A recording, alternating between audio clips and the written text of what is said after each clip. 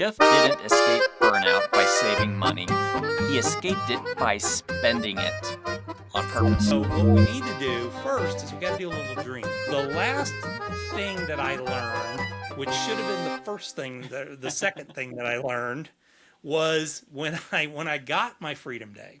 My business partner had come to me and said, "Hey, I want to buy you out of the firm. We're going two different directions.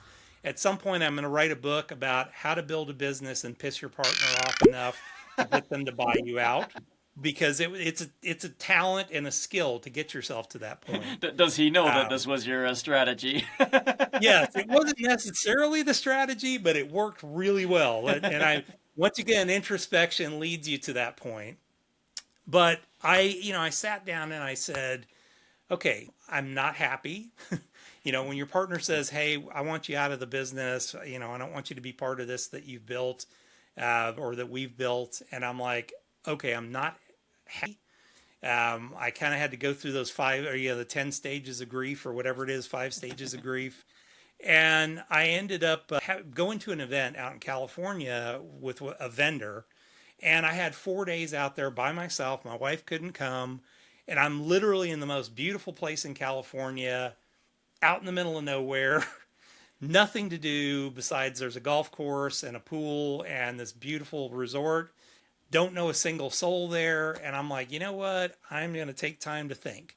So I went out there with this book about how I was going to build a new financial practice.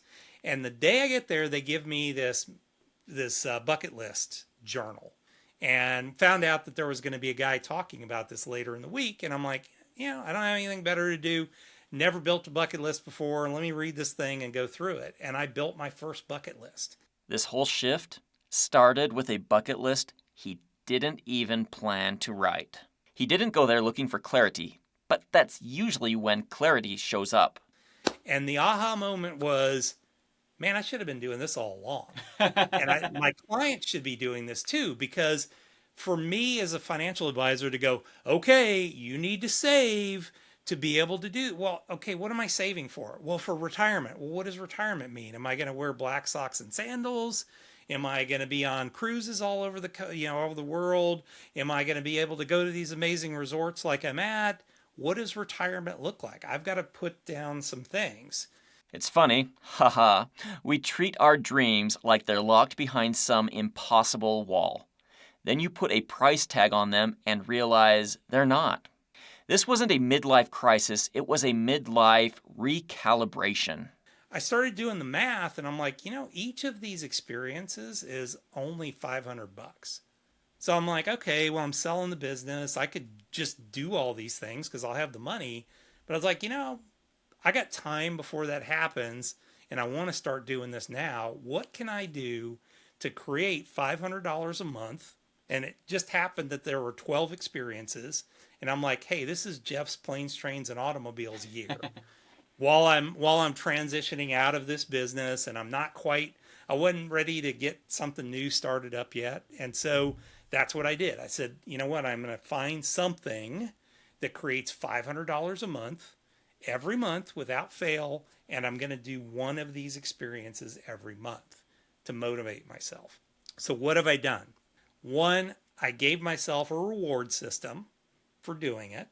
And 2, I did exactly what I'm saying to do. I retrained my brain to go, okay, I'm not going to put it on a credit card, but I'm actually going to figure out a way to generate $500 a month. $500 isn't life-changing money, but proving you can create it, that changes everything. This is where the shift happens, from waiting for income to generating it. It ain't hard to generate $500 a month. If you're sitting there going, "Oh my God, that's impossible." I mean, go on to Google, go on to ChatGPT, and put in, what things could I do to make $500 per month? And you'll get an endless amount of things. Whatever interests you, do it. Doesn't have to be what you're going to do for the rest of your life, but we need to make you start thinking that way. There's a difference between earning money and creating money. Most of us only learn the first one. Once you figure out how to generate income on demand, the fear starts to fade. Now, all you need to do is figure out what it takes to generate that. Now, could you sell a photo or sell a piece of art? Could you create a movie, a short movie that you could sell online at that point? Doesn't mean you have to do something that you don't want to do, but you could do something in the creative space, but then just do enough ongoing to be able to generate that money over a 6-month period to do those three $500 things you wanted to do. You don't need a master class. You need one small win that proves you can move the needle. The goal isn't to get rich. The goal is to stop feeling powerless. If you can create $500, you can create momentum. And momentum is what builds a life. As always, folks, this was just a short piece of our interview. If you want to catch the whole interview with Jeff, jump on over to the Light-Minded Arts podcast. The link is in the description. Also, if you want to just learn more about Jeff and what he's doing, I've also put a link down below which will help you find him and how he can help you.